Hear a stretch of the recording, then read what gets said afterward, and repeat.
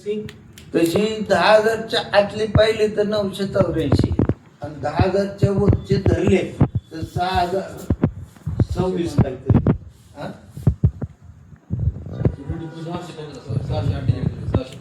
नाही सगळे साहेब काय सांगाल, आनंद नागरी सहकारी पतसंस्थेचं प्रकरण खूप गाजलं शिरूरमध्ये. ते जे संचालक ते अजूनही फरार आहेत.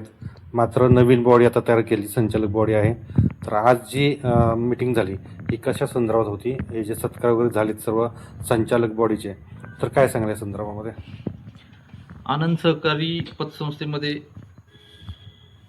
जो काही टेस्ट ऑडिट रिपोर्ट झाला होता त्या अनुषंगाने जे काही थकीत जो काही गैरव्यवहार झाला होता आनंद पतसंस्था, तत्कालीन संचालक, फर्म आणि ऑडिटर यांच्यावर गुन्हा दाखल झाला होता 2024मध्ये. त्या अनुषंगाने ते फरार आहे अद्यापी, त्यांना अजून काही अटक झालेली नाही. दरम्यानच्या काळात त्यांनी जो काही आर्थिक गैरव्यवहार केला होता त्याच्या अनुषंगाने कलम 88ची चौकशी झाली. चौकशीचा अहवाल आला. चौकशीतील 27 कोटी रुपये निश्चित करण्यात आली. परंतु संस्थेच्या सभासदांना जी 27 कोटीची निश्चिती केली ती मान्य नव्हती. त्यामुळे त्यांनी मान्य विभागीय निबंधक यांच्याकडे अपील केलं. कारण त्या 27 कोटीच्या निश्चितीमध्ये साधारण 21 कोटी रुपये संस्थेचे चेअरमन अभय चोरडे यांच्यावर निश्चित केली होती. मला वाटतं 5.5-6 कोटी मॅनेजर म्हणून काम करणाऱ्या व्यक्तीवर, देवकर म्हणून त्याच्यावर निश्चित केली होती. आणि उर्वरित संचालकांवर खूपच अल्प अशी मला वाटतं 25 लाख रुपये जबाबदारी निश्चित केली होती. सभासदांना ते मान्य नसल्यामुळे त्यांनी मान्य कायद्यात जे तरतूद आहेत त्या रिपोर्टविरुद्ध अपील केलं आहे आणि त्यांच्या लढाईला यश पण मिळाले. कारण त्या आत्ता रिपोर्टला स्थगिती मिळालेली आहे, त्याची सुनावणी चालू आहे.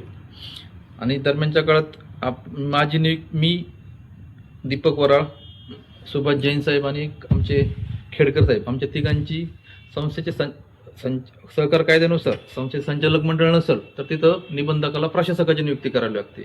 8 ऑक्टोबर 2024 रोजी माननीय सहाय्यक निबंधक यांनी आमच्या तिघांची प्रशासकीय समिती म्हणून तिथं नियुक्ती केली होती. नियुक्ती करत असताना कायद्यातील तरतुदीनुसार प्रशासकाला जास्तीत जास्त 1 वर्षाचाच कार्यकाळ करावा लागतो. मग 1 वर्षाच्या कालावधीत त्यांनी निवडणूक प्रक्रिया पूर्ण करणं गरजेचं असतं. जर निवडणूक प्रक्रिया झाली नसती तर पुन्हा प्रशासक बसला होता, परंतु ती प्रक्रिया करणं गरजेचं होतं. त्या अनुषंगाने आम्ही वार्षिक सर्वसाधारण सभेत काही चांगले निर्णय घेऊन वसुली केली. जरा जे संस्थेचं जे निगेटिव्ह वातावरण होतं ते शिरूरमध्ये आपले पैसे मिळतील ही एक सर्वसामान्य ठेवीदारांमध्ये आशा जागृत केली. आणि जैन साहेबांच्या नेतृत्वाखाली लोकांना तयार केलं की फॉर्म भरा. त्याचा आपण पाहतोय की 11 पैकी 10 लोकांनी फॉर्म भरले. त्यांची बिनविरोध संचालक म्हणून निवड झाली. आणि उपविधीतील तरतुदीनुसार चेअरमन आणि व्हाईस चेअरमन निवडीसाठी आज आपण इथं जमलो होतो. आजची सभा होती. त्या आजच्या सभेत श्री सुभाष जैन साहेब यांची चेअरमन म्हणून निवड झालेली आहे आणि भाऊसाहेब कवाष्टे काका यांची आपण व्हाईस चेअरमन म्हणून निवड केलेली आहे. जैन साहेब, नेमकं काय सगळं आर्थिक घोटाळा कसा झाला, तुम्ही कशा प्रकारे लढा दिला आणि आता कोणत्या स्टेजला आहे? आर्थिक घोटाळा हा 2013 पासून 2019 या कालावधीपर्यंत झाला आहे. या लोकांनी 2006 मध्ये ही पतसंस्था स्थापन केली. जे अभय चोरडे या पतसंस्थेचे अध्यक्ष आहेत त्यांचं घराणं सुद्धा शिरूरमध्ये नावाजलेलं आहे. त्यानंतर सुरेश बोरा, धरमचंद फुलपगर, रमेश भंडारी, भटेवरा, काथेड, बळगट अशा विविध नावाजलेल्या कुटुंबातल्या लोकांना यांनी सोबत घेतलं. ही संस्था सुरू केली. मोठ्या फुल साईजचा आनंद ऋषीजी महाराजचा फोटो आपल्या पतसंस्थेमध्ये लावला. या सर्वांचा संकलित परिणाम होऊन लोक तिकडं आकर्षित झाले.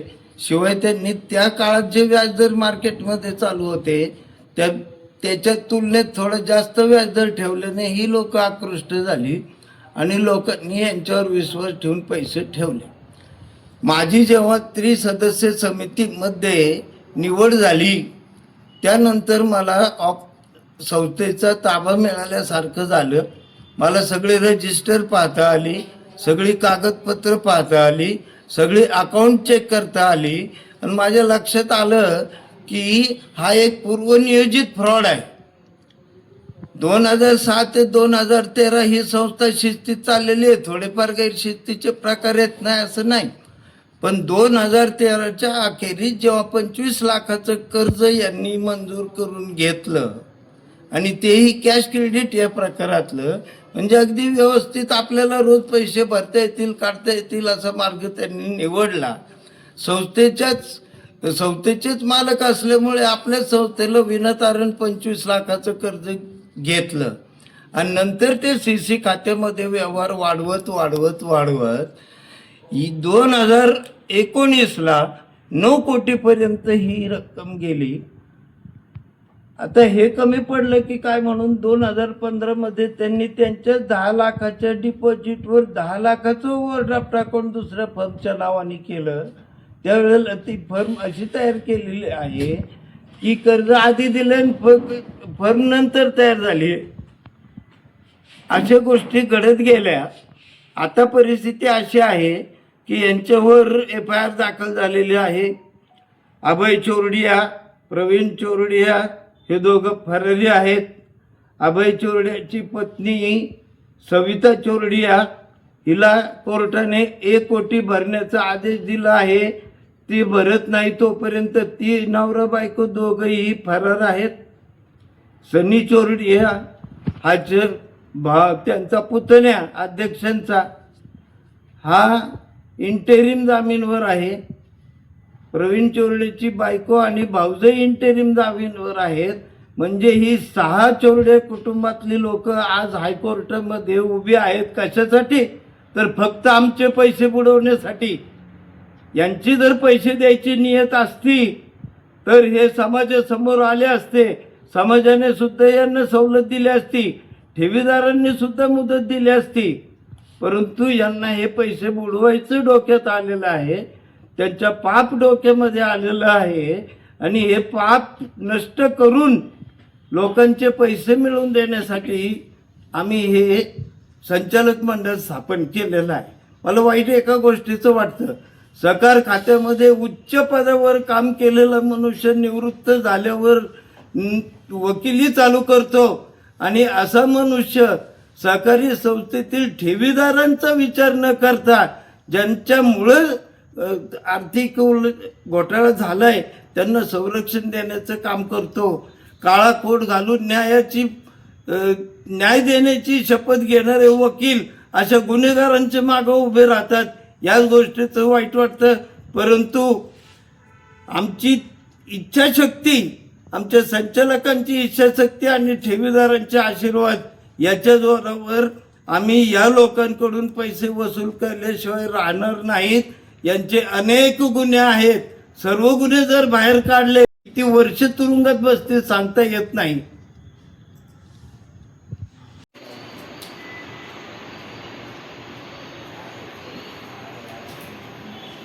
आज आनंद सहकारी पतसंस्थेची आज निवड झाली आणि त्या निवडीमध्ये सुभाषजी झाजेड आणि भाऊसाहेब कवाष्टे साहेब या दोघांची अध्यक्ष आणि उपाध्यक्ष म्हणून निवड करण्यात आलेली आहे. खरं म्हणजे एक फार आनंदाची गोष्ट आहे, कारण ह्या दोघांमुळं आणि सरोदे साहेब अजून बाकीचे जे सहकारी ह्या सर्वांमुळं आमचा हा लढा चालू राहिला. यांनी वेळोवेळी स्वतःचे पैसे खर्च करून, वेळ खर्च करून, स्वतःची बुद्धिमत्ता वापरून आणि आमचे वराळ साहेब यांनी सुद्धा आम्हाला खूप मदत केली. त्यामुळं आज आपण काहीतरी लढा देऊ शकलो आणि मला पूर्ण खात्री आहे आज सुभाषजी झाजेड यांच्या नेतृत्वाखाली आपल्याला ह्या ठेवीदार जे आहेत त्यांना न्याय मिळवून देतील, कारण त्यांचा अभ्यास आहे आणि मी रामलिंग भक्त आहे.